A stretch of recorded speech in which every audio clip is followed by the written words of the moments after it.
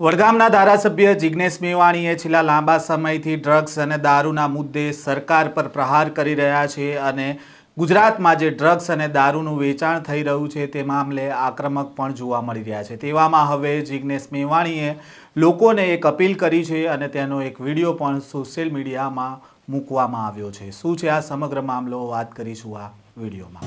વૈષ્ણવજન તો તેને કહીએ જે પીડ પરાઈ જાનાને રે।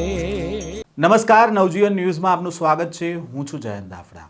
વડગામના ધારાસભ્ય જિગ્નેશ મેવાણી છેલ્લા કેટલાક સમયથી ગુજરાતમાં દારૂ અને ડ્રગ્સના મુદ્દે આક્રમક જોવા મળી રહ્યા છે।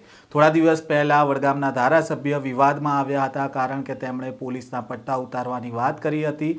જ્યારે આ કોંગ્રેસની જન આક્રોશ રેલી હતી, આ દરમિયાન વાવ થરાદના કેટલાક લોકો તેમને મળ્યા હતા અને તેમના વિસ્તારમાં દારૂ ડ્રગ્સની જે બદીઓ ચાલી રહી છે તેની ફરિયાદ છે તે જિગ્નેશ મેવાણીને કરી હતી અને ત્યારબાદ જિગ્નેશ મેવાણી વાવ થરાદ એસપી કચેરીએ પહોંચ્યા હતા અને ત્યાં પોલીસ અધિકારીઓ સાથે આક્રમક રીતે રજૂઆત કરી હતી અને પોલીસના પટ્ટા ઉતારી લેવામાં આવશે તે પ્રકારનું નિવેદન છે તે જિગ્નેશ મેવાણી દ્વારા આપવામાં આવ્યું હતું। જો કે આ નિવેદન બાદ વિવાદ થયો હતો અને આ વિવાદ થયા બાદ ગૃહ રાજ્યમંત્રી હર્ષ સંઘવીએ પણ નામ લીધા વગર પ્રહાર કર્યા હતા અને ગુજરાતના ડીજીપીએ પણ નામ લીધા વગર પ્રહાર કર્યા હતા અને ત્યારબાદ જિગ્નેશ મેવાણી દ્વારા સતત ડ્રગ્સ અને દારૂના મુદ્દે સરકાર પર પ્રહાર કરવામાં આવી રહ્યા છે। તેવામાં હવે જિગ્નેશ મેવાણીએ લોકોને અપીલ કરી છે કે ગુજરાતમાં જે પણ જગ્યાએ દારૂ કે ડ્રગ્સના અડ્ડા ચાલી રહ્યા છે તેની માહિતી છે તે જિગ્નેશ મેવાણીને આપવામાં આવે। તેમણે એક નંબર પણ જાહેર કરવાના છે અને તેની ઉપર આ તમામ ફરિયાદો છે તે મોકલવામાં આવે અને આ જે દારૂ અને ડ્રગ્સના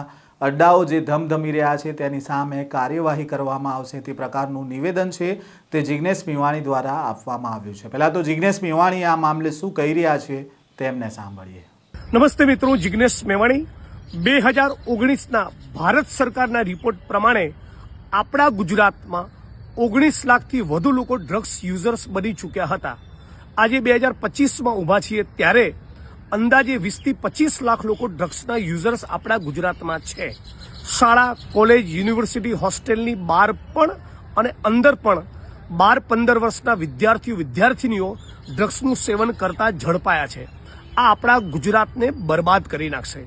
આની સામે આખા ગુજરાતના યુવાનો જાગૃત થાય, લડવા માટે કમર કસે, મારી સાથે જોડાય। એના માટે યુથ અગેન્સ્ટ ડ્રગ્સ નશામુક્ત ગુજરાતની અમે જે કેમ્પેન લોન્ચ કરી છે એ કેમ્પેનમાં તમે તમામ લોકો જોડાવ એવી વિનંતી કરું છું વિડીયોના માધ્યમથી।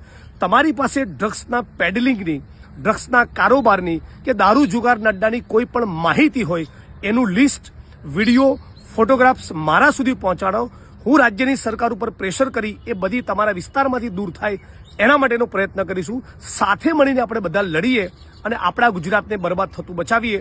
હેલ્પલાઇન નંબર પણ આ વિડીયો સાથે હું જોઈન્ટ કરીશ। આપ તમામ લોકોને વિનંતી કરું છું, જે પણ ફોટોગ્રાફ્સ, વિડીયો, માહિતી, અડ્ડાઓનું લિસ્ટ, જે પણ માહિતી તમારી જોડે હોય એ સોશિયલ મીડિયામાં મને ટેગ કરો, મારા સુધી પહોંચાડો, ન્યૂઝ ચેનલ સુધી પહોંચાડો, સ્થાનિક પોલીસ પ્રશાસન સુધી પહોંચાડો। પણ કોઈ પણ સંજોગોમાં આપણા ગુજરાતને ડ્રગ્સ મુક્ત કરવું છે। યુથ અગેન્સ્ટ ડ્રગ્સ એવી આ કેમ્પેનમાં, નશામુક્ત ગુજરાતની કેમ્પેનમાં તમે બધા જોડાશો। સાથોસાથ તમે જે પણ વિસ્તારમાં છો ત્યાંના કોઈ પણ બુટલેગર દ્વારા કે ગુંડા દ્વારા કે અસામાજિક તત્વો દ્વારા દારૂ, જુગાર, ડ્રગ્સના મુદ્દે લડવા બદલ, પોલીસ તેની માહિતી આપવા બદલ કોઈ હુમલો કરે કે ધાક ધમકી આપે કે કોઈ પણ માહિતી તમારા સુધી હોય એ પણ મને પહોંચાડજો। હું તમારી પડખે ઉભો રહેવાનો સન્નિષ્ઠ પ્રયત્ન કરીશ। જિગ્નેશ મેવાણીએ કહ્યું છે કે ગુજરાતમાં ચાલતા દારૂ અને ડ્રગ્સના જે અડ્ડાઓ છે અને ગુજરાતના કોઈ પણ ખૂણા ઉપર જો આ દારૂ અને ડ્રગ્સના અડ્ડાઓ ચાલી રહ્યા હોય તો તેની માહિતી જિગ્નેશ મેવાણીને આપવામાં આવે। તેના માટે તેમણે એક નંબર પણ જાહેર કરવાના છે અને આ માહિતી આપવા બદલ જો તે કોઈ વ્યક્તિને ધાક ધમકી પણ આપવામાં આવે તો તે માટે પણ જિગ્નેશ મેવાણીનો સંપર્ક કરવામાં આવે તે પ્રકારનું જિગ્નેશ મેવાણીએ નિવેદન આપ્યું છે। હાલ જે ગુજરાતમાં દારૂ અને ડ્રગ્સના મુદ્દે રાજકારણ ગરમાયેલું છે તેવામાં જિગ્નેશ મેવાણી હવે લોકો પાસેથી જે અડ્ડા ચાલી રહ્યા છે તેનું લિસ્ટ મંગાવવાનું શરૂ કર્યું છે અને હવે આગામી સમયમાં ગુજરાતમાં દારૂ અને ડ્રગ્સ બાબતે જિગ્નેશ મેવાણીને કેટલી ફરિયાદ મળે છે અને આ ફરિયાદને લઈને શું નિરાકરણ આવે છે તે જોવું રહ્યું। આ પ્રકારના સમાચાર અહેવાલ સાથે ફરી મળીશું। નવજીવન ન્યૂઝ સાથે જોડાયેલા રહેજો।